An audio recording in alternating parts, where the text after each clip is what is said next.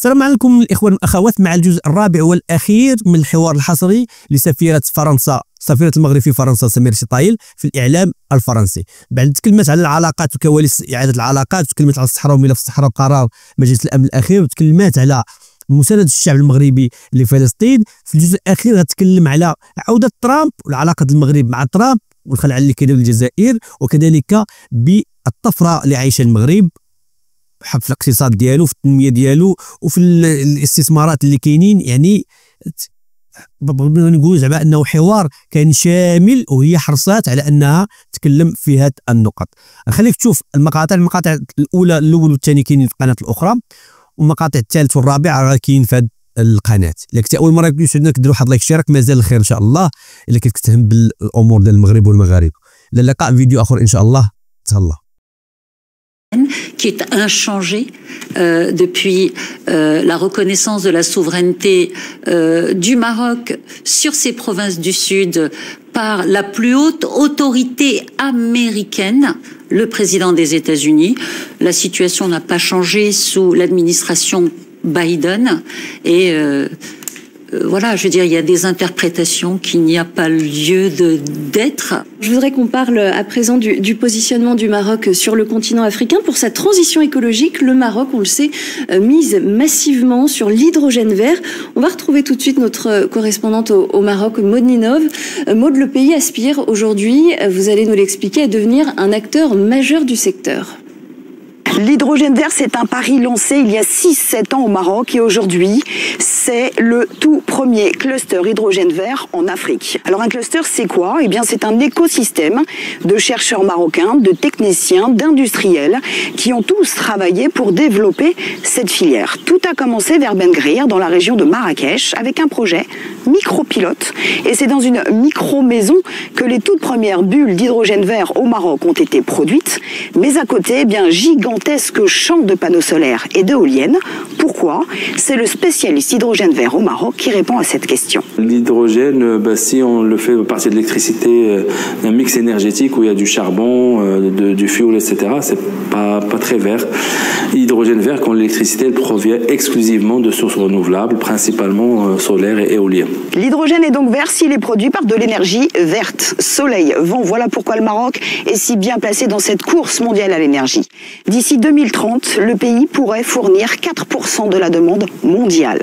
Et le processus s'accélère encore. En mars 2024, eh bien, le roi Mohamed VI annonce plus de moyens encore, en dédiant notamment 1 million d'hectares pour développer cette énergie.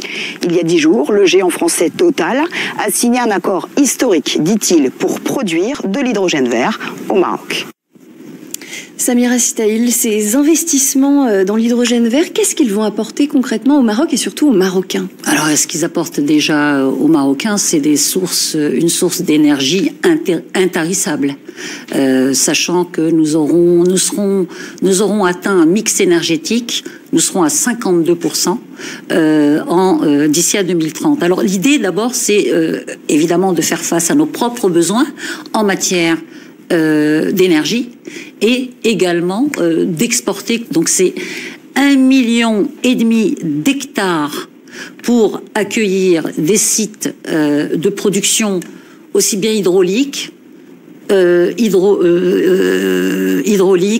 solaire, et éoliens, donc, et leurs infrastructures, et d'arriver encore une fois à développer cette ambition qui est la nôtre de devenir un exportateur grâce à ces ressources naturelles, encore une fois, qui sont intarissables. Alors, votre journaliste parlait tout à l'heure de ce projet développé à Chbika, ce projet Chbika développé par Total Energy avec l'État marocain et dont l'accord a été signé devant les deux chefs d'État pendant la visite de monsieur Emmanuel Macron.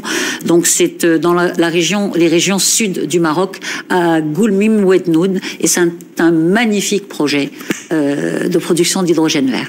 Alors justement, à ce sujet, lors de la COP29 à Bakou, en Azerbaïdjan, la ministre de la Transition énergétique et du Développement durable, Laïla Ben Ali, a rappelé la position stratégique du Maroc. Le Royaume du Maroc, dit-elle, représente le seul corridor énergétique et commercial reliant l'Europe, l'Afrique et le bassin atlantique. Comment est-ce que le Maroc peut et entend-il surtout mettre à profit justement cette interconnexion, ce positionnement stratégique dans les années à venir? Écoutez, ce positionnement stratégique, revenons quelques années en arrière, lorsque Sa Majesté Mohammed VI a porté le projet de la création de, à l'époque, le plus grand champ d'énergie solaire au monde, dans la région de Ouarzazate. Personne n'y croyait, ou en tout cas très peu de gens croyaient en un tel projet et en la portée d'un projet comme celui-ci. Donc je parle bien de la centrale Nour. Et le positionnement qui est le nôtre aujourd'hui, la géostratégie fait que le Maroc, comme vous le disiez, est un pays qui est entre l'Europe et le continent africain, et cette position lui permettra d'installer ce corridor dont parle Laïla Ben Ali dans un temps extrêmement court, extrêmement rapide. La transition énergétique à laquelle nous aspirons est une transition énergétique qui est même en avance sur la plupart des pays européens, quelle que soit l'ambition affichée par l'Europe. Sur le terrain, ils sont encore extrêmement en retard. Effectivement, on a le sentiment que le Maroc aujourd'hui essaye de prendre un certain rôle de leadership peut-être climatique sur le continent africain. Est-ce que c'est le cas? La question n'est pas de prendre une place, la question c'est de faire face à cette transition énergétique nécessaire. Nous sommes, le continent africain est le continent le moins émetteur de gaz à effet de serre. Ce n'est que 4% l'Afrique. Et c'est pourtant le continent qui subira le plus de plein fouet les effets de ce changement climatique. Donc, si vous voulez, leadership il y a, c'est un leadership par rapport aux solutions à apporter non seulement au Maroc, à son économie, à ses populations. Regardez ce que nous faisons en matière de dessalement, par exemple, les grands projets que nous avons entrepris, le stress hydrique que nous avons subi. Nous sortons de plus de 6 années de sécheresse, et les usines de dessalement sur lesquelles d'ailleurs certaines entreprises françaises se positionnent actuellement, c'est à l'objectif 2030, une vingtaine d'usines de dessalement. Nous en avons déjà une douzaine, avec l'objectif de pourvoir aux besoins du pays à hauteur au moins de 50% d'eau potable, de besoins en eau potable. Alors le Maroc se positionne aussi comme un acteur économique stratégique sur le continent. Les investissements marocains en Afrique, notamment en Afrique de l'Ouest, ont connu une croissance absolument exponentielle ces dernières années. 100 millions de dollars en 2014 à plus de 800 millions de dollars en 2021. Comment est-ce que vous expliquez ce choix? Il y a une volonté stratégique d'investir justement sur cette partie du continent? C'est pas uniquement d'investir, c'est aussi de mettre en œuvre, de donner corps à une vision stratégique du Maroc portée au plus haut niveau de l'État sur ce que devrait être ou sur ce que nous souhaitons que soit la coopération d'un pays du Sud vers un autre pays du Sud. Et c'est cette compréhension des problématiques du continent africain qui sont multiples. Il y a autant de problématiques qu'il n'y a de pays. Il y a autant de problématiques qu'il n'y a de cultures différentes. Vous savez, on parle au moins 1 millier de dialectes différents sur le continent africain, et c'est autant de visages qu'il faut appréhender de ce continent africain. Et aujourd'hui, le Maroc a engrangé la connaissance de ces pays frères africains, où qu'ils puissent se situer à travers tout le continent.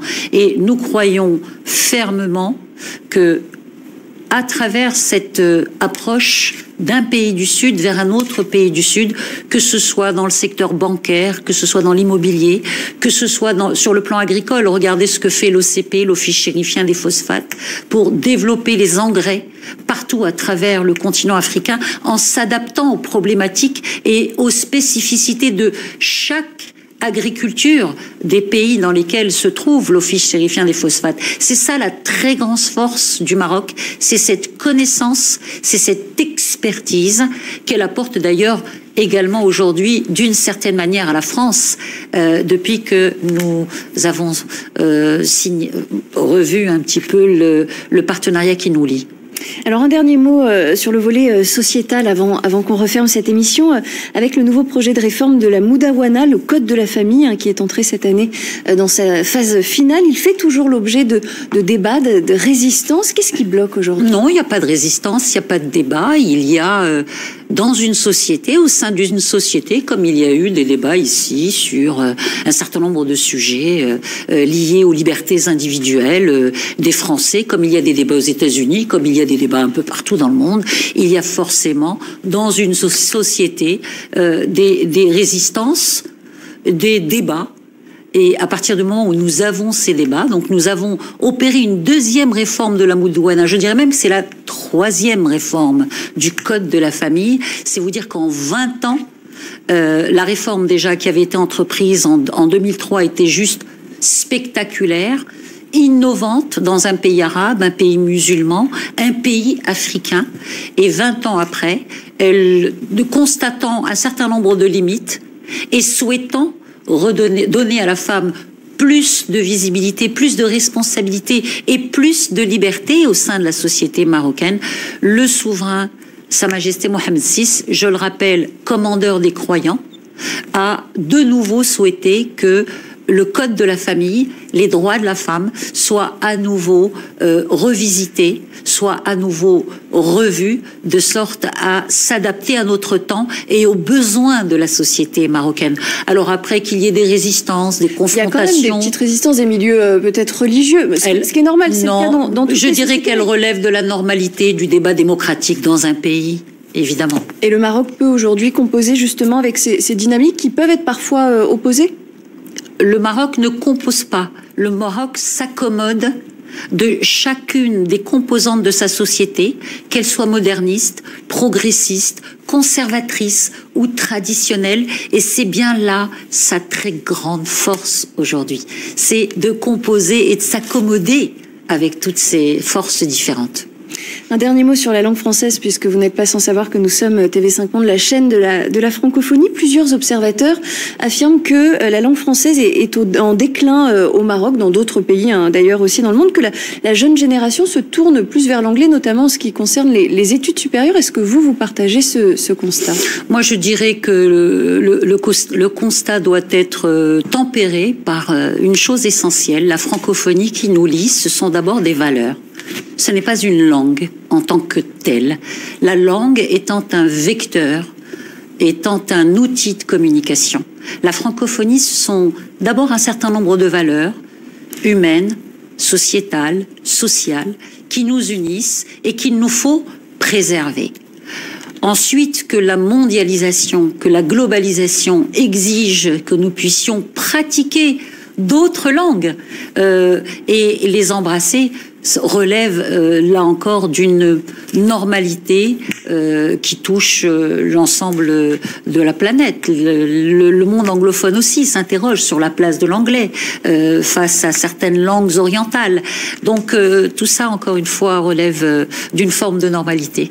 Les valeurs de la francophonie font encore rêver les jeunes générations au Maroc? Oui, je pense qu'elles les font rêver, les valeurs humanistes, les valeurs en matière de droits de l'homme également, les valeurs de justice. Et c'est là où je ferai peut-être une petite bifurcation pour vous parler d'un certain nombre, d'un dossier qui a été évoqué tout à l'heure. Malheureusement, nous n'avons pas eu le temps. Terminer peut-être sur un certain nombre de vérités qui sont dites ou pas. Et la francophonie, la France, c'est d'abord cette culture de la vérité et cette culture de la justice. Peut-être qu'il faudrait aussi les embrasser un petit peu plus pour être dans la justesse du propos. Merci beaucoup.